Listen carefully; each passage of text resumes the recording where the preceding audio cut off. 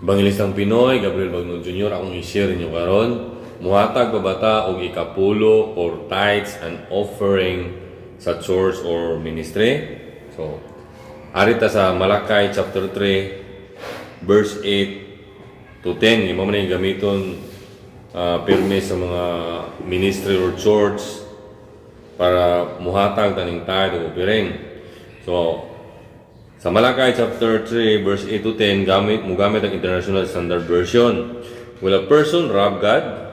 Yet you are robbing me. But you ask, how are we robbing you?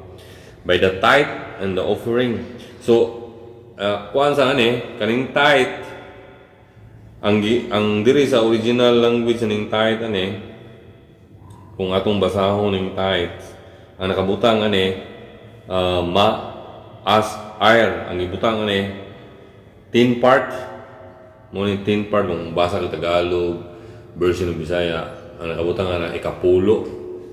So mao nang ipasabot og tithe mo nang unay mingon mo wad-an na ng mga habit mo oy pila i-tithe nimo. Dili na pangutan og pila i-tithe kaya automatic mo nang tithe 10 part mo na ikapulo.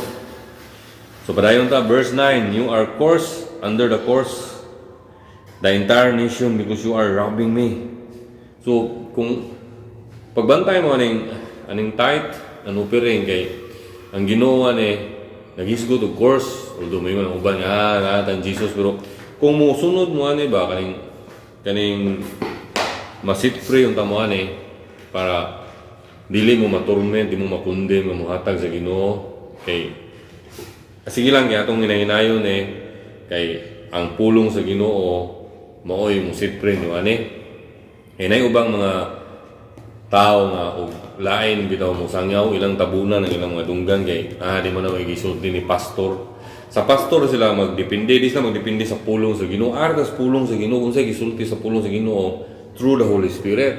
So atong tanawon kay ingon nandito sa verse 9, you are cursed under the curse the entire nation because you are robbing me. Gikawatan nimo ang Ginoo kung di ka kamao mo calculate sigurong 10%. Bring the entire tithe into the storehouse, that there may be food in my house. So put me to the test in this right now, says the Lord of the heavenly armies, and see if I won't throw open the windows of heaven for you and pour out on your blessing without measure. So, kasagaran nga mo ma-attract kanang mga tao gusto madato. Liman ka tistingi ko, hatag ko ka na pulo, di ba? Ablihan ako ng langit. Yun siya, and see if I won't throw open the windows of heaven for you and pour out on you blessing without measure. Sus, di masoko ng measure niya. Ang katong gusto madato, niya mga tanang pastor, wala gihapon ko blessing, isang nituman ako 10%. Yung pastor, basig di ka faithful nga mo tithe. So na yung mga ingunana nga tagaan kag konsensya nga mo'y makahugaw sa imong faith ba na imbes nga mohatag nga mo condemnation kay ang devil mo kanang itong bright kanang devil kay mura man sa layon nga naglibot-libot nimo nga kaniya kung tormento ni. So instead nga mohatag ka sa kinasing-kasing o free will nimo nga dunay kalipay sa paghatag, maturment nimo ka kay ni kwenta nimo bisag dili mamao kay namo kay friend nga pastor nga although friend gyud nimo namo kay gugma gi-invite ko niya sa anniversary siya sa doy nagpadawat ang Jesus sa una mo itong pagka ilan ako Jesus kung pastor ni tubo na ang sin nga imong gibutang dere. So gi-invite ko na anniversary kaya kung ginakabaw na kaning tithe pering kung unsa man ang 10% ba naman yung mo itong akong usari pangutanan ko niya yung nga nakatuman baka ni siya wala kung nganong imo man ang gipapasaan sa mga tao nga di makakatuman. So ultimo ang pastor na kanang uban may gikawatan yung Ginoo pero di sila makatuman. Wa ba? Pero it doesn't mean nga evil na sila mga pastor. Kundi pero bitong katong migro kong pastor na open yang ay sa doong panahon na kay lab man ginang musulti kag Ginoo gud. So namo ko mga church nga na mga doctrine ilang sundo na ng mga doktrina na di na ginalabiyaan kay ilang usbo ng doktrina dili na mao ilang church. So atong tanawon asa man gikan ning tithes giun sa man ni pagmando sa Ginoo arita sa Deuteronomy chapter 14 verse 22 hangtod sa 29 mo gamit og New English Translation. Daghan ang mga version nga itong gamiton na yung asay ka ng masamtan yun itong tarong ba. So ningon dire Deuteronomy chapter 14 verse 22 to 29 ningon dire you must be certain to tithe 10% all the produce of your seed that comes from the field year after year. So yearly nga naman kay yearly man mamunga ang mga sama na sila mga ang gibutang dire yearly man na mga cattle na verse 23 in the presence of the Lord your God you must eat from the tithe of your grain, your new wine, your olive oil, and your firstborn of your herds and flocks in the place He chooses to locate His name, so that you may learn to revere the Lord your God always. So, ilan yung dadon ni kanapulo every tuig para kanon sa tubangan sa Ginoo. Nya sa verse 24, when He blesses you, if the place where He chooses to locate His name is distant, kay mao sa nagigamit sa uban nga pwede kwarta. Kay sa verse 21, you may convert the tithe into money, secure the money, and travel to the place the Lord your God chooses for Himself. So, nga pwede kwarta ihatag sa tithe. Pero ang tinuod, ari tatiwaso na to ni kay sa verse 26 ningon man, then you may spend the money however you wish to cattle, sheep, wine, beer, or whatever you desire. You and your household may eat there in the presence of the Lord your God and enjoy it. So kanon ra gyapon ipalit ra mga cattle, mga sheep para kanon sa tubangan sa Ginoo. Mao ni ang 10% kay naa pa man ang holy of the holy place ug katong may mga priest nga mag-offer anang offering anang nasa born offering. Magpadayon sila kaya atong tiwason ni. Unya ang verse 27 ningon as for the Levites in your villages you must not ignore them for they have not no allotment or inheritance along with you. So wa may panulundo ng mga Levita kay ang Ginoo man kuno ilang bahin.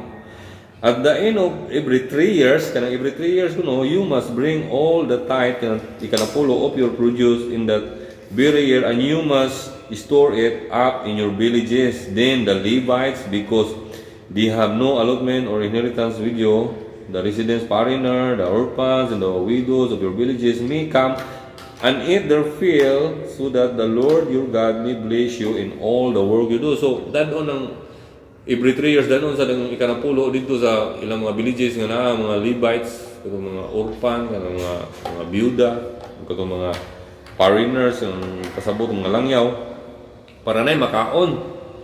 So, mo ni ang gipasabot sa ikanapo. Ang katong ikanapo kay kada tuig man kay tungod man sa imong binuhi. Marami na ng mga baka siguro yearly o kawaw na pero mao man nagingon sa Ginoo kada year dadon adto kanon sa atubangan. Nya kaning offering nga nasamtan na ng offering sa pinakauna gyud nga gihatag ng offering diri sa Genesis tamag sugod kay mao man ni first nga offering nga atong nahibaw-an nga mogamit ang International Standard Version. Diri si Abel o si Cain. So later Adam had sexual relation with his wife Eve. She became pregnant and gave birth to Cain. She said, I have given birth to a male child, the Lord. And she did it again, giving birth to his brother Abel. Abel shepherded flocks and Cain became a farmer. Later, after a while, Cain brought an offering to the Lord from the fruit that he had harvested, while Abel brought the best parts of some, the firstborn from his flock. The Lord looked favorably upon Abel and his offering, but he did look favorably upon Cain and his offering. When Cain became very upset and depressed, so naibaw ang talang talang istorya niya, nasuko si Cain, patay si Abel. Pero ang atong kuha na ni, mo niya ang first nga nakita itong offering nga born offering nga. Kung makita nato sa Genesis chapter 8 verse 20-22 nga mo ay kana makapahimuot nga flavor sa Ginoo nga yung aroma ba masimot sa Ginoo. So makita sa nimo Abraham, Isaac, Jacob nga nag born offering gyapon sila. Nya sa naa na si Moises naa na tong gitawag og sacrifice sin offering. Nung nag-ihaw sila ikuan sa Ginoo sin offering na to siya. So sa New Testament, diri sa Hebreo, kanang mga born offering, sin offering, Hebreo chapter 10, verse 8 to 10, mugamit og New Heart English Bible, daghan di man daghan kayo, mugamit og masabtan gina to ba. Ningon dire, verse 8, 9 to 10, Hebreo chapter 10 ha.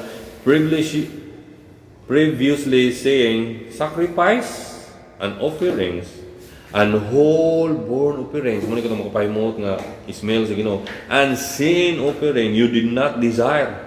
Wala na kinahanglan sa Ginoo, nor took pleasure in, which are offered according to the law. Then he said, look, I have come to do your will. He takes away the first, that he may establish the second, by which will we have been sanctified or made holy through the offering of the body of Jesus Christ once and for all. So, wala na ng kanang mga offering na gipasabot, kanang born offering, sin offering, kay si Jesus na ni-fulfill na tanan once and for all. Ang yang lawas mo gihimong offering para na tanan. So sa New Testament wala na siya.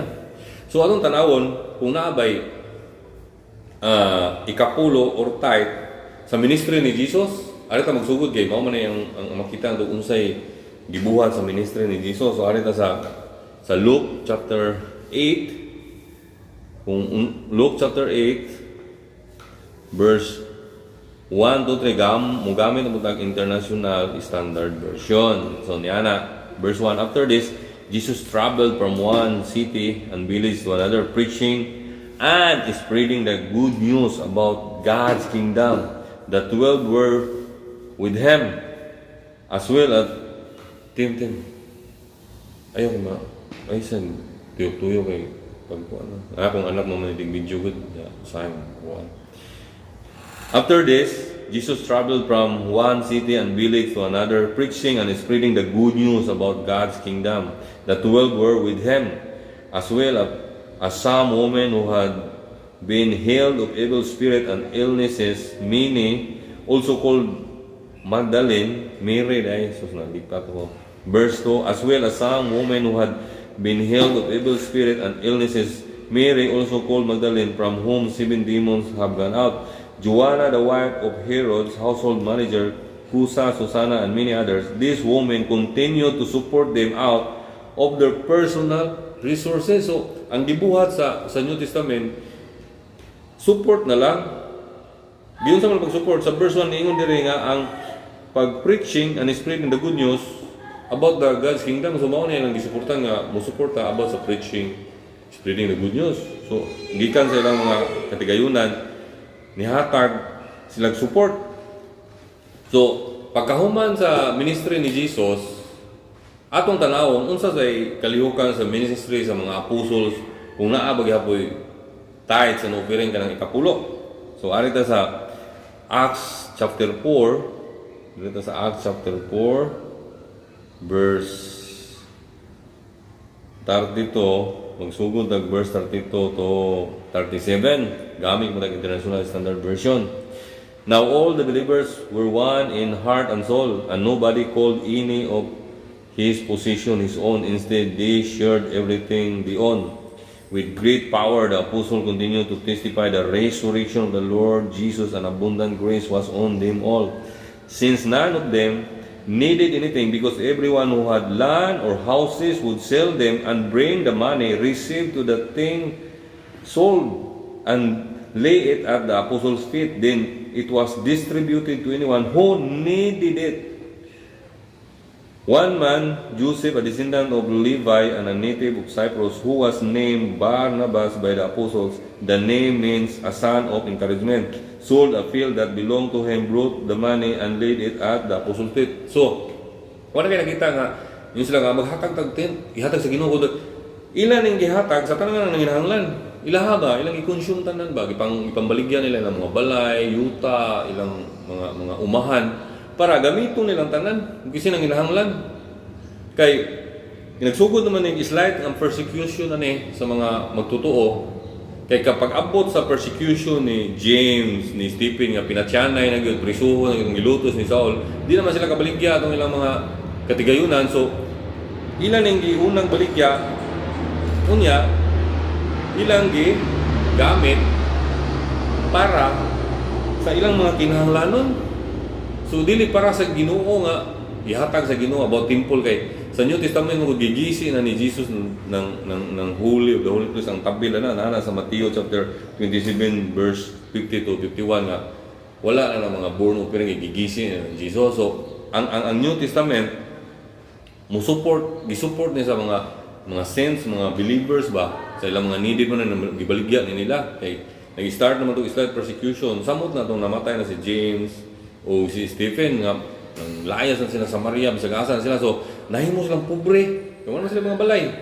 So mausan ang ministry ni Paul nga gihimo musupport sa mga napobre nga mga magtotoo dito sa Jerusalem. So sa Galatians chapter 2, sa Galatians chapter 2 verse 9 to 10 ang giingon dire sa mga wala natin sa New English Translation. And when James, Cephas, and John, who had a reputation as pillars, recognized the grace that had been given to me, they gave to Barnabas and me the right hand of fellowship, agreeing that we would go to the Gentiles and they to the circumcised. They requested only that we remember the poor, the very thing I also was eager to do. So mao ni kanang reason nganong nangayon sila kwarta sa mga magtotoo sa Romans, Corinthians, tungod na ning reason nga nga pobre na pagayo ang mga tao dito sa Jerusalem tungod gibaligya ng mga balay. So ingon si Paul nga maoy butang nga ganahan kay kumuhi mo. So diri sa Romans, makita ni nato diri sa Romans chapter 15 verse 24 to 26 naingon dire gamit og New English Translation. When I go to Spain, for I hope to visit you when I pass through, and that you will help me on my journey there. After I have enjoyed your company for a while, but now I go to Jerusalem to minister to the saints. For Macedonia and Achaia are placed to make some contribution for the poor among the saints in Jerusalem. So mao ni pinaka-reason nganong nangayo og kwarta si Paul, Romans, Corinthians tungod sa mga pobre mga tao kay baligya kay tinuod yung persecution nga nahitabo dito sa Jerusalem. Pero makakita ka sa mga Gentiles, wala may namaligya mga yuta dito or kuan tungod kay waman di gyud pareha dito nga pamatyon gyud dito sa Jerusalem ang persecution. So mao ni pinaka-reason nganong nangayo kwarta si Paul. So makita na to sa 2 Corinthians nga nangayo si Paul 2 Corinthians chapter 8 verse 1 ningon dire gamit og International Standard Version ningon dire 2 Corinthians chapter 8 verse 1 to 3. We want you to know, brothers, about God's grace that was given to the churches of Macedonia. In spite of their terrible ordeal of suffering, their abundant joy and deep poverty have led them to the abundantly generous. I can testify that by their own free will, they have given to the utmost of their ability, yes, even beyond their ability. So, nakita nimo na free will ang ilang paghatag bisan sila kapobrehon kuno gihatag nila unsay makayan lang ihatag.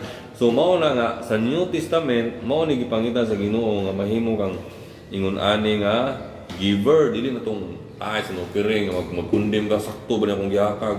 Mahimo sa course na nga magigluwas mo kung Jesus, pero kung gisigag kundem ba dili tarong ba bisig kung pastor nga akong kaistorya katong migo nako di man siya katuman sa 10%. Kaya ang 10% kada semana pag yun niya gibutang re yearly ra mangud mo nang wala nang 10% ano yung kanang offering board offering si Jesus gipulpil na kung sa New Testament mao na lang ni sa 2 Corinthians chapter 9 verses 6 to 7. Remember this, the person who sows sparingly will also reap sparingly, and the person who sows generously will also reap generously. Each of you must give what you have decided in your heart, not with regret or under compulsion, since God loves a cheerful giver. So, wala lang ni, magamay ko na ko, basta na-decided sa imong heart nga walay pagmahay o walay pugsanay, ang Ginoo malipay sa malipayong naghatag, cheerful giver. So sa New Testament, muna kung conclusion sa New Testament, wala na tithes o wala na offering. Kaya ang Ginoo, ang tinuod nga Ginoo, wala mo tuyo og templo. Wa man kita baka si Jesus nagtukod og templo, giguba ni Jesus ang temple, kay si Jesus ang head of the church, head of the temple. Kita mo members sa body of Christ. Kaya ang templo nga tinuod, kita naman, we are the temple of the Holy Spirit. 1 Corinthians chapter 6 verse 19 to 20. So, sa New Testament, mao na ni si Paul mismo nag-preach ani nga di gyud wala na tithes, wala din na mangayo ang Ginoo na to, kundi ni suporta tuso para motabang ta sa mga pobre sa mga believers o para ma-spread ang gospel, mo suporta para mo spread ang gospel. So diri sa Acts chapter 17, diri sa 24, Acts chapter 17 verse 24 to 25, mugamit ang New English Translation. Mao niya kung na last nga moingon nga ang Bible gyud, dili ako ni istorya, ang Bible ningon nga wala nagyoy kanang wa mangayo ang Ginoo na to bisag unsa. So Acts chapter 17 verse 24 to 25, the God who made the world and everything in it, who is Lord of heaven and earth, does not live in temples made by human hands. So wala na tay dadaan pag ingon nga ihatag sa templo, kay wala may templo. Nor is he served by human hands as if he needed anything, because he himself gives life and breath and everything to everyone. So ang Ginoo mo nagama naghatag mo tanan, klaro na yun, gawa siya makinanglan bisag unsa gyud kanato nga mga offering, kundi ang atong lawas sa sacrifice mo kana nasa Romans chapter 12 verse 1 anto nga mao na gyud atong i-offer ang atong lawas as a pleasing sacrifice to God. So mo na hinautong ta ng Holy Spirit mag-sit-free ninyo para naamoy kalipay nga makikuban sa inyong mga magtotoo ba. Hindi mo maturment nga ipugos ang ihatag mo ani lain pa ning tithes, ikanapulo, lain pa ning offering. So mo na ko pag-decide ani. So dili na cheerful giving mo nya ang imong giapas nga madato ka. Kay na may giingon nablihan sa Ginoo ang langit ug mohatag og ikanapulo. Mo na lang ikuan, pero ang kanang Malakay chapter 3 verse 8 to 10, wa na tay labot na kay atong tanawon ug asa gi-address na siya sa ari ta sa chapter 1 verse 1 ta magsugod kung asa na siya gi-address mo gamit ang International Standard Version. So ningon diri sa Malakay chapter 1 verse 1, ningon siya a declaration, a message from the Lord to Israel by Malakay. Wa tay labot na, a declaration, a message from the Lord to Israel by Malakay. So what ay labot ng Malakay mo nang ang Malakay nagsulti, what ay labot na ang kanang minsay gi-address na sa Ginoo sa Israel, pinaagi ni Malakay. So now ta nga masipri mo na muhatag mo, bahala inyong pastor o may mga evil inyong pastor lang wala na kung si Jesus ang ilang pinaka-savior niya, makay makitang laing church niya nahugot na yung mga panaghigalaay baro na nakapakita nakaguma sa isip kung magtotoo uldo masayot mga pastor usay hindi sila mag-ayos sa Holy Spirit kaya usay mahadlok sila guway kwarta mo abot nila kay base guway mo support kay migamit mo sa nanilas ministry, pero kung sayop yun na kay naamo ko na condemnation yun ang devil nga condemn wala di sakto na magyatag di parang kanina kung na-decide ni hatag ng Lord mo na kay ang ignorante ra sa pulong sa Ginoo, mo ba maratol gud niya, konsensyahon sa pastor, gitorment siya ba. Hala, man ako sildo kwan. Pero kung cheerful giver ka, may ma-decide sa mong heart, malipay ang Ginoo mo na. Sige, mo na ihatan ang luda, kay mo na kung decided karon. So hinawta masipre mo ato mga believers nga mo ay nag request ani Ako lang ipa-appear sa akong anak kung nungan, kung kinsa man to kay sorry kayo. No, ikaw may nag-request na angan i-appear na sa akong anak. So mao sa kanang ikanapulo nga sugo isunod na lang nato kay taas na kaayo ang akong preaching. So di na masagol na ikanapulo nga sugo nga imong request.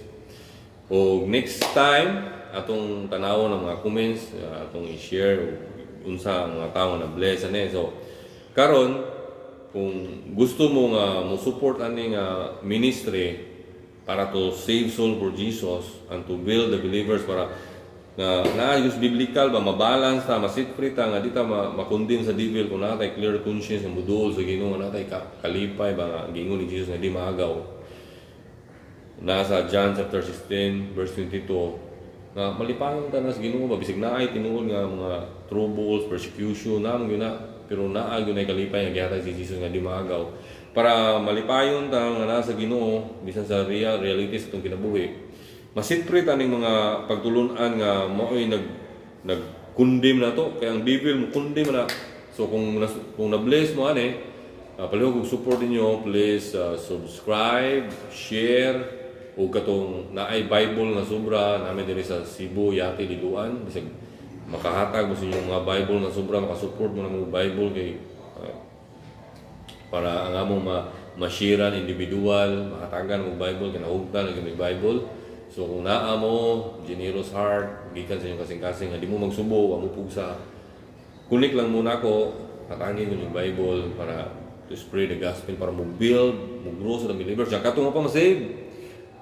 Nothing in this world can satisfy only Jesus Christ. Nana sa John chapter 6 verse 35 nga, ang tanan nga muduo, lumutuo ni Jesus, dunay katagbawan, di na gutumon, di na uhawon, dunay satisfaction in Jesus. Niya, napag kay hope nga di ma-disappoint ang eternal life tungod kay ang gugma sa Ginoong gibubo sa itong kasing-kasing pinaagi sa Espiritu Santo.